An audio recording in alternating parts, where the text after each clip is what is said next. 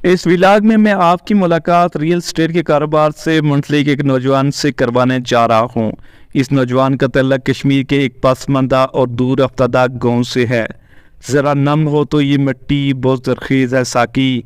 ये है सरफराज अब्बास, कश्मीर के एक दूर अफ्तादा और पसमानदा गाँव रंगला से इनका तल्लक है।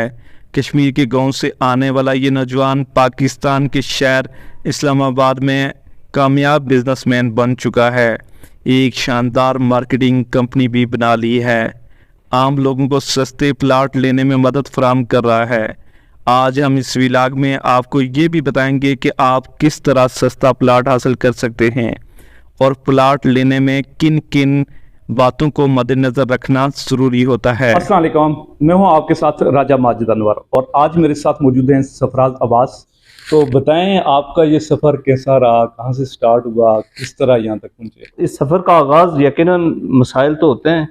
जब रावलपिंडी में आए थे तो हमें आइडिया नहीं था, चूँकि हमारी कोई प्रॉपर काउंसलिंग नहीं होती जिसकी ब्याह पे हम आके तो हमें पहले से एक डेकोरम सेट हो कि हमने ये काम करना है।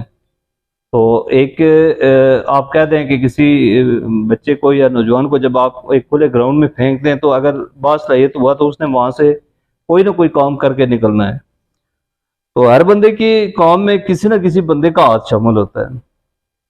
मैं ये समझता हूँ कि मेरे इस सफ़र में जो बुनियादी अगर कोई किरदार है तो वो वसीम उल हक अब्बास साहब हैं, जिनके साथ मैं काम भी करता हूँ। एक कॉलेज मिला, एक सपोर्ट मिली और बाकी काम खुद करना होता है। तो अल्हम्दुलिल्लाह सर, मुझे आज ये कहते हुए फ़ख्र महसूस हो रहा है कि जिस ओरालैंड मार्केटिंग में आज आप बैठे हैं, दो कंपनीज़ हैं हमारी इस वक्त। एक हमारी मार्केटिंग कंपनी है जो मुख्तलिफ प्रोजेक्ट्स जो एनओसी प्रोजेक्ट्स हैं उनके जो हमारे क्लाइंट्स हैं उन तक प्रॉपरली वो चीज़ें डिलीवर करने के लिए एक अपनी कोशिश में लगी हुई है प्रोफेशनली तौर पे। और दूसरी हमारी कंपनी है जो वो ओरा सॉफ्ट लिंक के नाम से है। ये बताएं कि आप किस चीज़ की मार्केटिंग कर रहे हैं? देखें, बुनियादी तौर पे मार्केटिंग जो है इस वक्त हम जो रियल एस्टेट मार्केटिंग के ऊपर काम कर रहे हैं उसमें हमारे एक तो ये है कि लैंड के हवाले से हमारे काम है कि आया इंस्टॉलमेंट प्लान पे हमारे जो एनओसी प्रोजेक्ट्स हैं उनके प्लॉट सेल कर रहे हैं। जिस तरह एक सिस्टर कंपनी के तौर पे टाउन 21 हाउसिंग प्रोजेक्ट है, उसके ऊपर भी हम काम कर रहे हैं। और इसके अलावा भी हमें आई राइज और इस सेक्टर में जो है वो हमारे पास प्लॉट्स अवेल हैं। किस तरीके से एक बंदा सही जगह पे प्लाट खरीद सकता है? मुल्क की माइशत जो है वो स्टेबल नहीं है। और आप किसी भी बैंक में देखें या किसी भी जगह पे जब आप जाके पैसे इन्वेस्ट करते हैं तो आपका पैसा जो है वो डिवैल्यू हो रहा है। लेट्स सी कि आपने एक टन सरिया जो आज से 1 साल पहले लेना था, जितनी अमाउंट का लेना था, आज बैंक से वही पैसे निकाले तो 1 टन सरिया आपको नहीं मिल रहा है। अब यहाँ पे जो बेहतर रेवोल्यूशन है वो ये है कि आप पैसा इन्वेस्ट करें किस चीज़ के ऊपर कि जिसकी कीमत ऊपर जाए। वो डेफिनेटली आपकी रियल एस्टेट इंडस्ट्री है जिसमें आपकी लैंड आ जाती है। अब लैंड में जो लिटिगेशंस आ रही हैं, जो मसाइल आ रहे हैं, उसके हवाले से ये है कि बेशुमार लोगों के साथ इस तरह के मसाइल हो जाते हैं कि उनको बाद में चीज़ डिलीवर नहीं होती। उसके लिए एक सिंपल सी बात यह है जी कि आप प्रोजेक्ट सिर्फ वो करें जिसके बारे में आपको पता हो कि अकॉर्डिंग टू एनओसी है, एनओसी के मुताबिक जो है वो काम हो रहा है, ताकि कल इंस्टीट्यूट जो हैं वफाकी इंस्टीट्यूट जो बने हुए हैं या रावलपिंडी के, वो आपकी मुश्किल टाइम में फेवर कर सकें। अगर आप एनओसी प्रोजेक्ट से हट के काम कर रहे हैं तो फिर वहाँ पे लिटिगेशन डेफिनेटली होती हैं, गवर्नमेंट की प्रायोरिटीज़ भी डिफरेंट होती हैं। और जब बाद में जब बड़ी सोसाइटीज़ आ जाती हैं तो एक इलीगल सोसाइटी का वजूद ना होने की वजह से वो वहाँ पे उन लोगों के साथ फिर ज्यादती हो जाती है। दो तरह के लोग होते हैं। एक बंदे के पास बहुत सारा पैसा है, इन्वेस्टमेंट है, तो वो तो जाके कहीं भी प्लाट खरीद सकता है।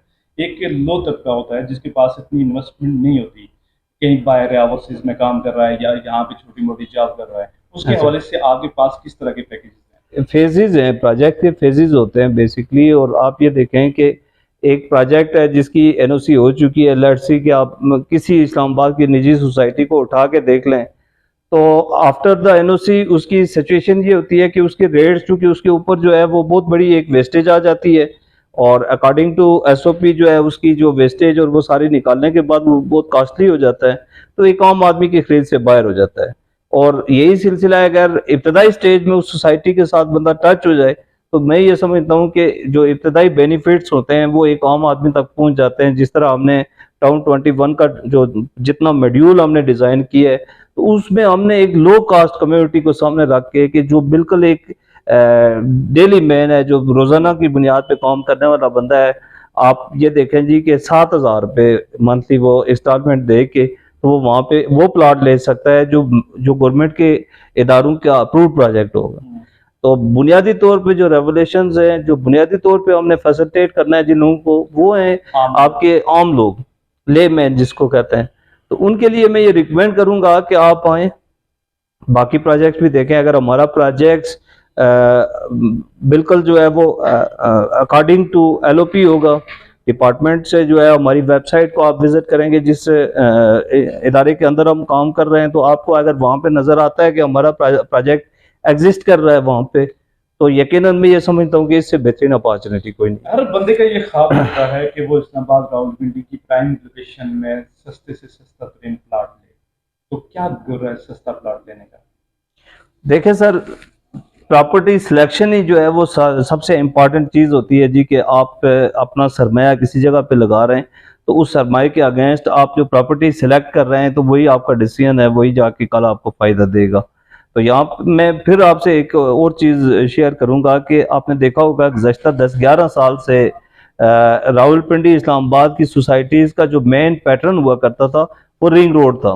अब एग्जैक्ट आप आज मौके पे विजिट करें तो जो टाउन 21 प्रोजेक्ट जिस तरह हमारा जिस लोकेशन पे लगा है, वहाँ लोगों के पास बेशुमार आगे फ्यूचर में फ़ायदे होने वाले हैं। इसकी वजह यह है कि आपकी जितनी भी ट्रांसपोर्टेशन है वो शिफ्ट हो जाएगी आपके रिंग रोड के ऊपर, और हम रिंग रोड से एग्जिस्ट कर रहे हैं इस वक्त 6 से 7 मिनट की ड्राइव पे, जो चेक वैली इंटरचेंज है।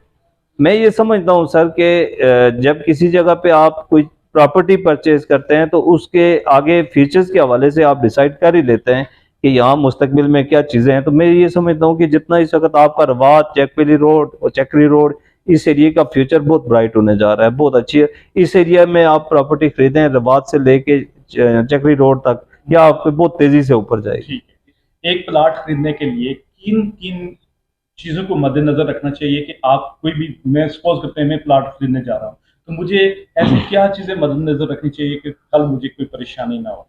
देखिए, बुनियादी तौर पे कोई चीज़ आप जब परचेज करते हैं तो उसकी डायमेंशन को सामने रखते हुए जब आप उसकी मालियत देखते हैं, फर्ज कर लेते हैं कि यहाँ पे 2 सेक्टर इन्वॉल्व होते हैं। एक तो आपका कैश सेक्टर आ गया, दूसरा आपका इंस्टॉलमेंट सेक्टर आ गया। वहाँ भी देखा ये जाता है कि कौन सी चीज़, चूँकि क्लाइंट कोई भी होगा या इन्वेस्टर कोई भी होगा, वो हमेशा उसके प्रायोरिटीज़ में बेनिफिट्स होंगे कि मुझे चीज़ कम पैसों में मिले और कल उसकी मालियत बढ़ती जाए। तो उस हवाले से मैं ये मशवरा दूंगा कि जब भी कोई क्लाइंट कोई चीज़ परचेज करने जाता है तो उसकी जो डॉक्यूमेंटेशंस हैं, जो उसके लवाजमात हैं, वो लाजमी चेक किया करें, क्योंकि अक्सर गलती सेलर तो डेफिनेटली अपने फायदे के लिए काम कर रहा होता है, जो बायर है वो भी इमोशनली तौर पे कहता है जी कि ये तो मेरे जानने वाले हैं, ये कुछ ऐसा नहीं होगा। तो आप मेरे पास जब आएंगे तो आप मुझे डेफिनेटली जानते हैं मेरी शख्सियत के हवाले से, लेकिन आप मेरे प्रोजेक्ट के हवाले से मुझसे पूरी उसकी डॉक्यूमेंटेशन स्टडी करेंगे, चेक करेंगे और उसकी अकाउंटेबिलिटी करके जब लेंगे तो आपको फ़ायदा होगा उसका।